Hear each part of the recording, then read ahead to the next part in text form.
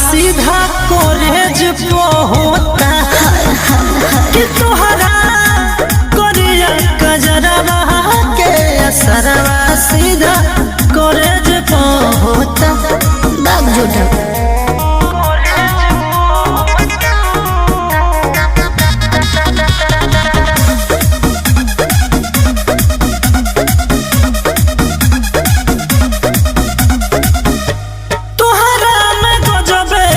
जब खूबी मन कर मरले रही डूबी।